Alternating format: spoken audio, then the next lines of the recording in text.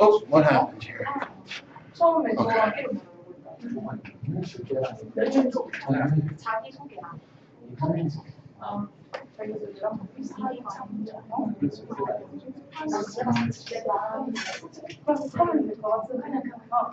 Got it? When you're ready, let's go. Yeah. Everyone else, please listen, okay? Please listen, girls, girls. Good afternoon, everyone. My name is Jin and she is Sun. Today, we are going to present about nursing process. Nursing process is a series of actions which nurses should do for their patients.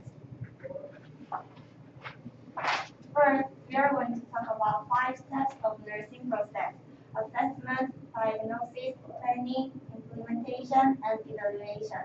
And then, for your better understanding, Sun will show you an example of nursing process and summary of our presentation.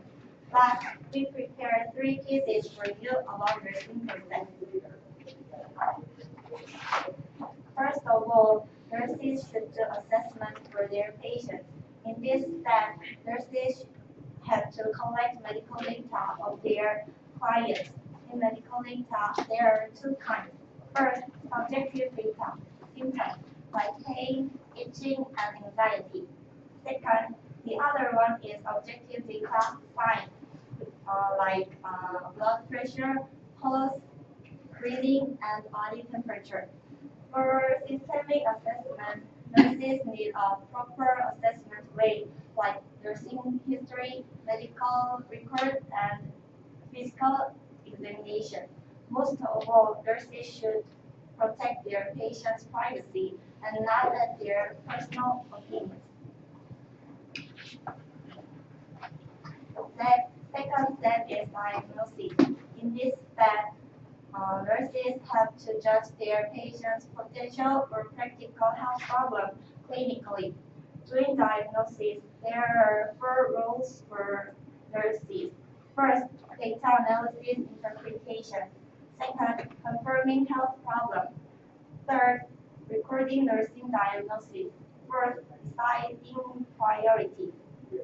For best diagnosis, critical thinking and enough time for collecting data is necessary. And also, nurses have to master professional extensive knowledge of nursing. Third step is planning. For planning, planning is composing how to treat their patients. For planning, there are 4 steps to follow. First, deciding priority. In this step, the most important thing is the urgent health problem which patients think most dangerous. Second, setting nursing goals and expectations. Nurses can divide short-term or long-term goals, and this is an important indicator for implementation. Third, choosing nursing interventions. And then finally, nurses have to give shape to nursing order like goals, priorities, and interventions. These 4 steps are important things for planning. The next step is implementation. Now we'll talk about next step, implementation. This step is to implement plan nursing to change client condition. At this time, nurses have to care clients carefully, do not mistake, because nursing practice is to treatment one's life and is very important. Nurses should hold responsible for nursing action, and as nurses are required one's original skills. For this, nurses need to study continually. After curing, nurses document client condition. It is not the end. Nurses return first step assessment and check client condition. At this result, nursing practice is circulation. Final step, evaluation. Nurses analyze client problem to come from expected result. If it is not the expected result, nurses consider nursing process. Let's example nursing process. A man is 28 years and married. He has high fever and cough roughly and has difficulty in breathing. He had a cold for 2 weeks. He said when he does something, he breathes hard. In this situation, what should nurses do? Step one. Influenza Assessment. High fever, heart, and fast breath. Step two. Diagnosis. Gas exchange failure. Inefficient breathing. High fever. Step three. Planning. Priority is gas exchange failure, and nursing goal is client can smoothly. Step 4. Implementation. Nurses implement to achieve nursing goal and do evaluation. Nursing practice has five steps: assessment, diagnosis, planning, implementation, evaluation. Like this, nurses work diligently for client, but we think nurses work simple things as inject water, take temperature, ask something, but it is not true. Nurses work nursing process systematically. Final, let's quiz time.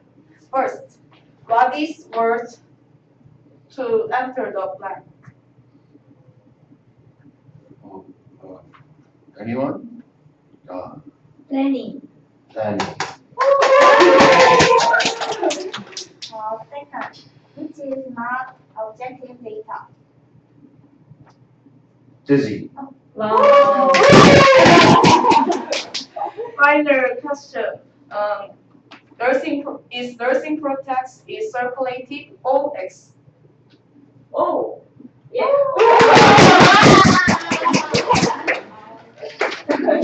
Until now, we presented our nursing process. Thank you for listening. Great! Good job. Okay. Andy and Brendan, right? Yeah. Good. Make sure you have your names on your books. At the end of class, I'll collect your books, okay? At the end of class.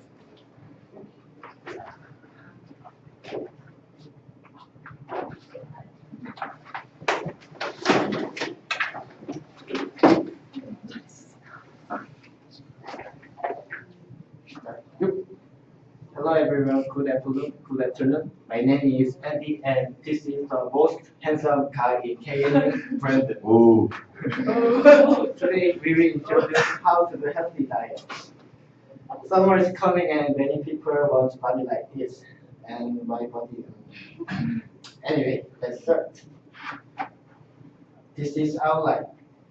We will introduce our presentation like this way. Introduce what we have to do on morning, afternoon, dinner, and then we have peace time, and finally finishing the presentation. First, in the morning, stretch your body by doing 국민체조.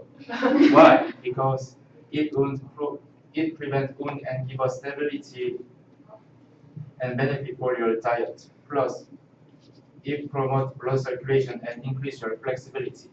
The most important benefit is fatigue recovery. If you release fatigue, you can start a fresh day. What is best breakfast for healthy diet? As you see, samgyeopsal is best breakfast for healthy diet. Yes. Not ramen noodles. Because if we get stressed while doing diet, we cannot keep doing diet. So if we eat samgyeopsal, you'll be happy and no stress. And samgyeopsal contains vitamin F and vitamin B. Vitamin F suppresses brain disease and makes brain work actively. And vitamin B makes your skin really healthy. And samgyeopsal also suppresses other disease and vessel disease and give energy to our body to grow well. After that, grow your company on foot. Because walking decomposes fat, but this have an effect when you walk every day. In addition, walking relaxes your depression. In other aspects, by walking, you can see many other things what you usually don't see. For example, handsome guys, pretty ladies. Guess what? What kind of lunch is best for healthy diet? We have to eat something spicy. Because capsaicin, which is make people feel hot, increase energy consumption by increasing body temperature. Increasing energy consumption is very effective for decreasing weight and diet. And spicy food make our body to make endorphin. So it is good for removing stress and feel happy. I recommend 불닭볶음면 and tteokbokki for spicy food. After lunch, drink Americano and eat tangerine. These have common feature. Curious? The answer is decomposing fat. Plus, Americano keep you sleeping, and tangerine is helpful for your skin because it has vitamin C that prevent aging and eliminating freckles. Finally, what we have to eat for dinner. Needless to say, I recommend samgyetang. Because samgyetang's advantages are countless. Samgyetang is representative food in Korea at summer season. Also, we sweat a lot, but people are eating samgyetang. Why? Because samgyetang is very effective. If we eat samgyetang when summer, your internal body temperature goes relatively down a lot. It will be leading harmful effect to the stomach and liver. So we need to protect them by eating samgyetang. And some stuff like chicken, ginseng, garlic, rice, these ingredients to make samgyetang. These ingredients relax our body, speed up metabolism, and recover our health. Samgyetang is perfect for healthy diet. After that, do light exercise. First is squat. It increases metabolism and it is good for diet and health. Next is lunge. It makes your body better, especially legs. The other thing is push-up, burpee test. All these things is good for your health, but don't forget to do this every day. This is kids time. What is the first thing that you have to do when you wake up? Brush your teeth. Oh, No. wrong.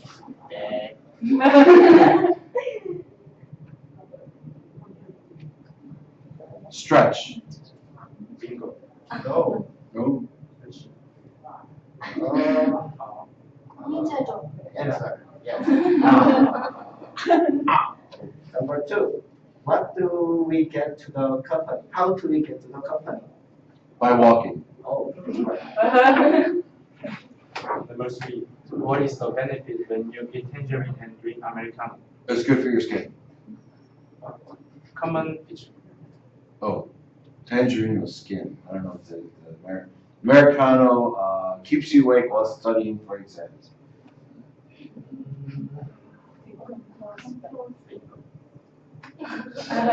It's good for your skin too. Which of the following is not mentioned as exercise? Rugby.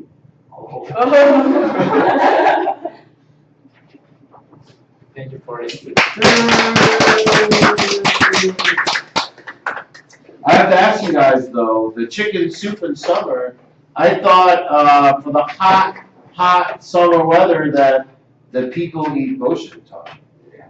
Right? Not the, I don't know, nowadays, do the younger people eat boshinton or is it just the older people who eat boshinton? Nowadays.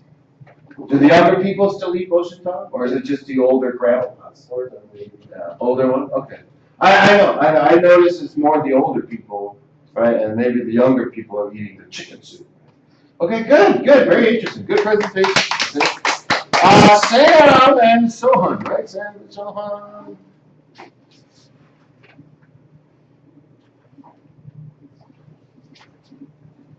Good afternoon. We are Team 3, and my name is Soyeon, and she is Sam. Today we are going to talk about how to measure vital signs. There are 4 steps in vital signs, so we will introduce each step in this order. The first step of measuring vital sign is to measure temperature. The process is quite simple. First, turn on the thermometer. There are many types of thermometer, but nurses usually use ear thermometer. And second, disinfect the thermometer with alcohol. And next, press the button and measure the temperature. There are some cautions. First, you should disinfect the thermometer with alcohol. Using this, because too many patients use the same thermometer, so there can be some germs. And next, you should wait until the thermometer beeps. The result can be incorrect if you pull out the thermometer before it beeps. And this is the normal range of temperature. The next step is to measure pulse. This process is also simple. First, put fingers on radial artery. Radial artery is here.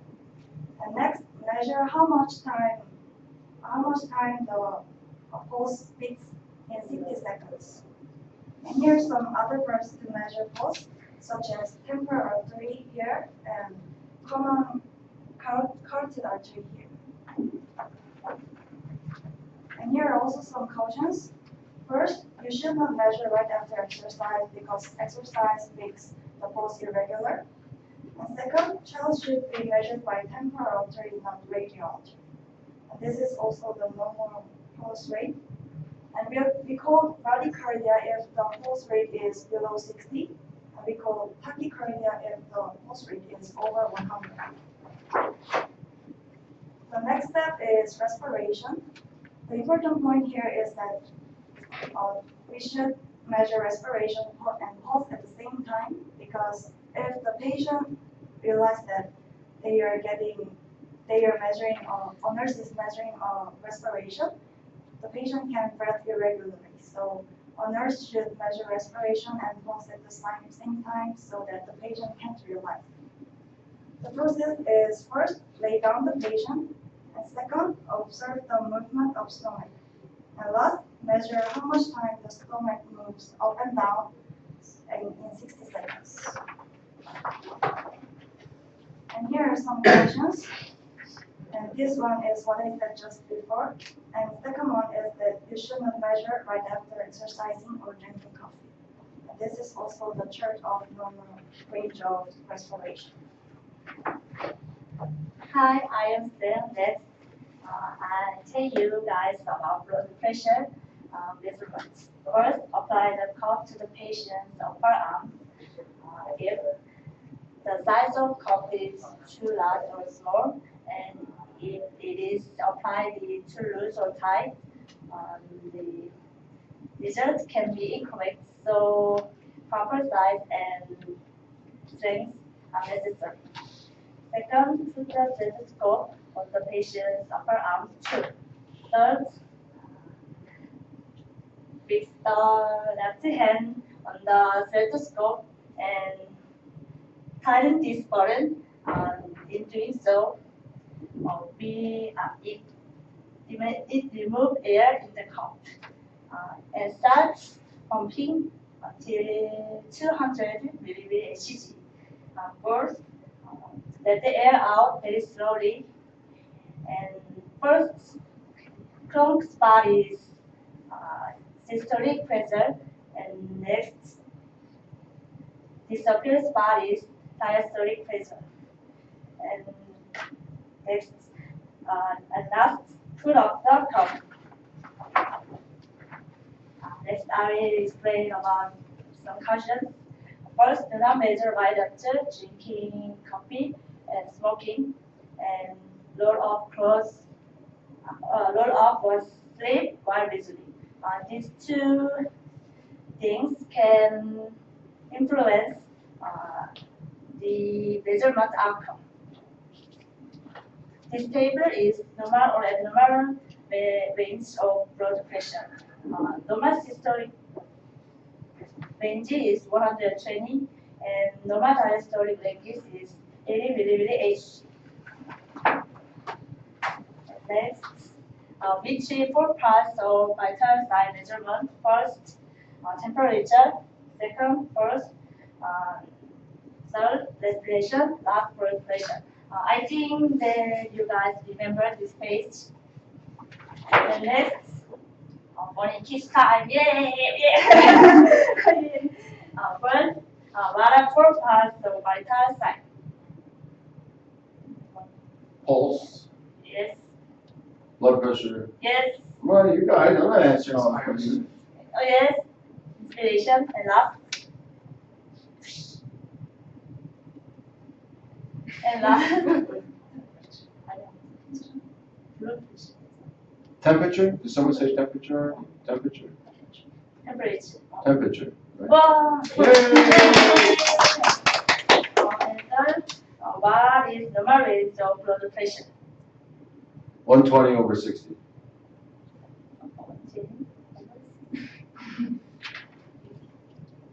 Ding. 120 is correct. And diastolic pressure is 80. 80. Okay. A little high. Okay, do you have any question? I have one question as future nurses. So you're on the hospital floor and you have, let's say, 20 patients and you have to take all their vital signs, Yes. right? But you don't have a lot of time. Yes. I don't have so much time. So when taking the pulse, can I just count for 15 seconds and then multiply by 4? Usually 60 seconds measurement. Good answer. Sometimes when nurses are in a rush, they'll count, 15 seconds and there's 4 pulses. Oh, times 4, 16. Yes. To save time because they have so many patients. But okay, you're going to be a good nurse. Thank you. Yay!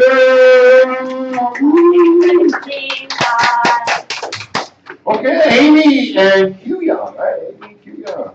Okay.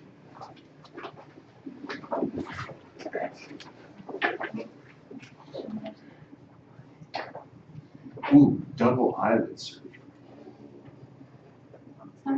Yeah.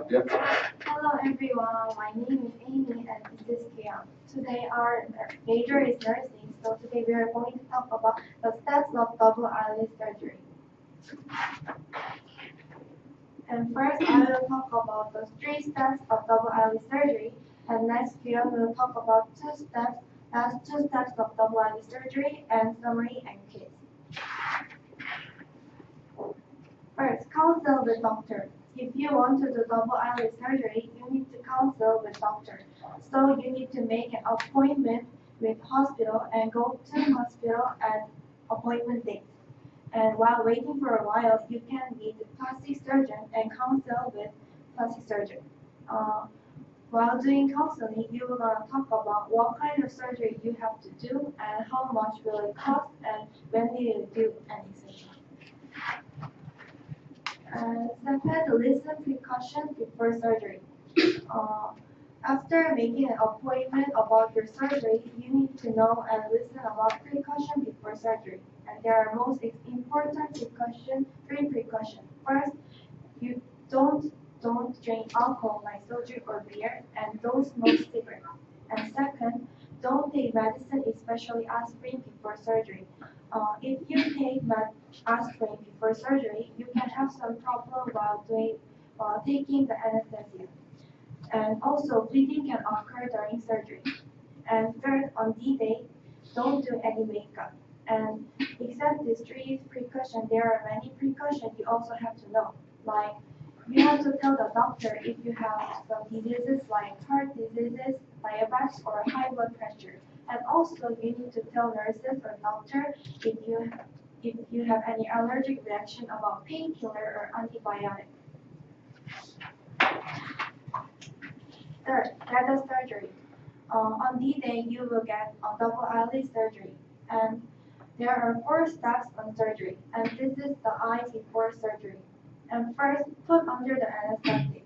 Doctor Doctor will put under anesthetic on your eyelid. Before doing local anesthesia, you will get sleep anesthesia to make you not feel the pain of the local anesthesia. And second, incise the eyelid. Doctor will incise your eyelid partially or entirely. It is chosen by what kind of surgery you will do. And third, remove the eyelid fat. Doctor will make a small hole on your eyelid and remove the eyelid fat partially. And last, stitch off the suture. Doctor will stitch off the suture and the surgery is over. And after surgery, you can get the double eyelid surgery. And next, Kieran will talk about the next part. Good afternoon, everyone. I'm Kyung and I'm second speaker. I'll tell you the last two steps of double eyelid surgery and summary case. First step, notice the cautions. I'll introduce you three cautions. First, avoid water. You can wash your face before taking out the stitches. So you should clean your face with wet tissue. And second, don't make up for 1 week. Cosmetics can cause infection, and especially color makeup can make your wound tinted. So next, don't do hard exercise because sweat causes infection, and also exercise makes you frown. This frowning makes your stitch untied. And last step is take out the stitches. This removal is recommended on second or third day after surgery. Because your eyelid skin is too thin, if you are late, you may get a scar.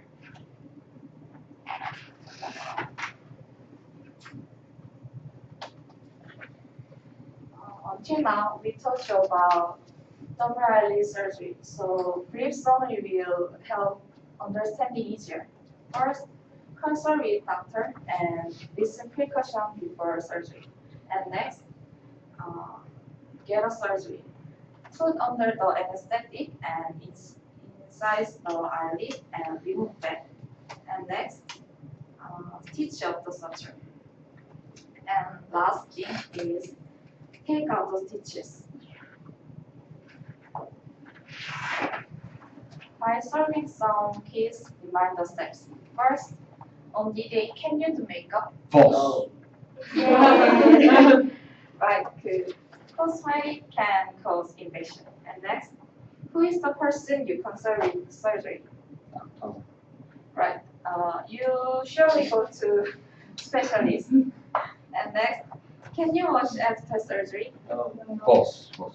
You should avoid water. Any questions? I have one question.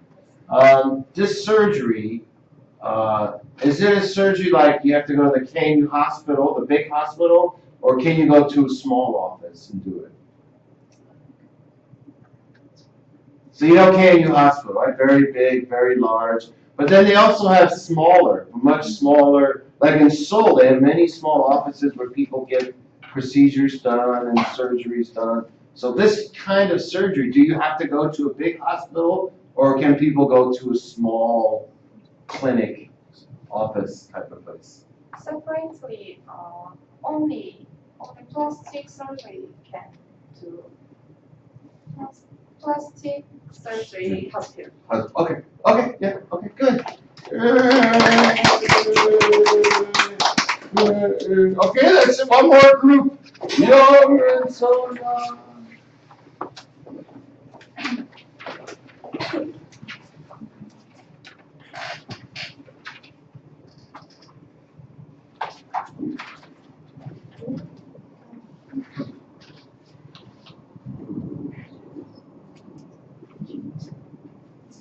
Hello everyone, I'm Sarah and this is Sarah of P5. We are going to talk about how to wear surgical gown. As the presentation for the model. These days, many people get surgery in hospital. By the way, what is the most important thing before nurse perform surgery in hospital? It's the wearing a sterile gown. patient is prone to infection and deathly because their immunity is extremely weakened. For this reason, wearing sterile gown is so important. So we are going to talk about how to wear surgical gown. Which of these two doctors do you think is more thorough before surgery?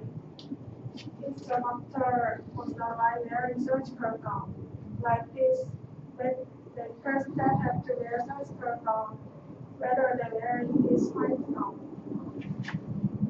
For wearing surgical gown, first they have to be careful their hands from contact like germs and bacteria. They shouldn't get infected with bacteria in operating where hygiene is so important. Then for the sterile gown. Second, hold the sterile gown to right hand and hang down the sterile gown. After that, wind the armhole. Next, drama with presentation from side. Third, hold each arm with both hands and push both hands into the slave at the same time. It is very important to put both hands into the slave at the same time, because if you put both hands into the slave at different time and touch the other part of the sterile gown, there is a risk of an unexpected condition or infection during the surgery. Finally, the other nurse puts a strap on the back of the nurse. Be careful that the hands of the circulating nurse do not come out into the contact with the front of the sterile gown. Also, be careful that the hands of the sterilized nurse do not come out the sleeve of the sterile gown.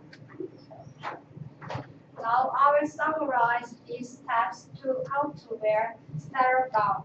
First, be careful not to put your hands in the other sterile gown and hold the sterile gown with both hands. Second, after hold under the leg of the sterile gown to right hand, hold down the sterile gown and find the armhole. Third, find each armhole with both hands and put both hands into the slave at the same time.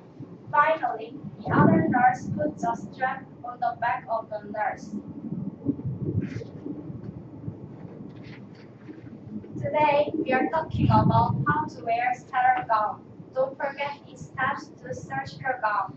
Thank you for listening. No, go ahead. And now we will do two simple keys to remember the steps how to wear surgical gown. One is the other wearing surgical gown. Party dress. No. I'm going out tonight in my surgical gown.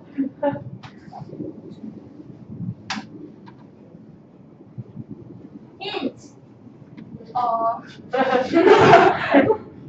and Very similar.